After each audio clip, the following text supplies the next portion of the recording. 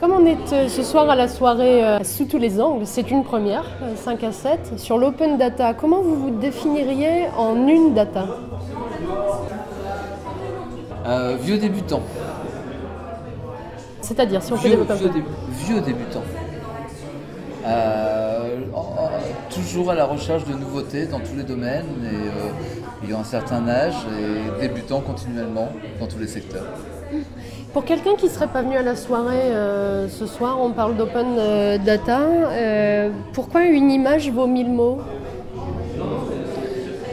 Comprendre une base de données, pour analyser une base de données, c'est relativement long et complexe, surtout pour en extraire des informations intéressantes.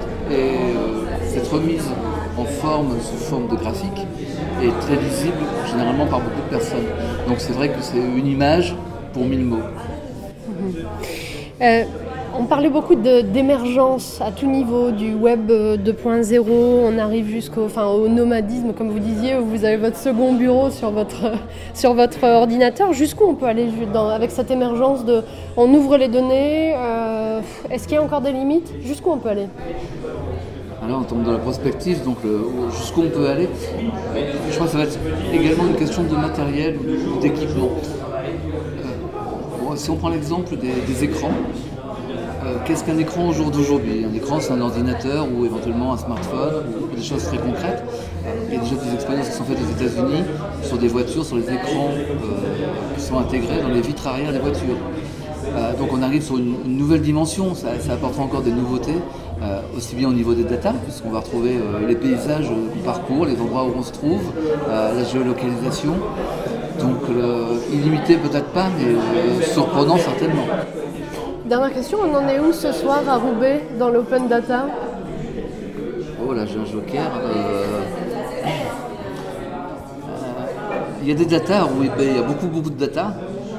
Par contre, open, je ne crois pas qu'elles y soient. C'est-à-dire, pour quelqu'un qui ne connaît rien?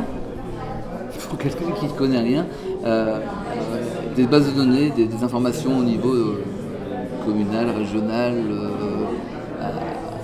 tout ce qui peut intervenir à ces niveaux-là. Les données existent, elles sont existantes. Je prends un exemple tout bête, on va prendre sur l'exemple de Lille par Roubaix.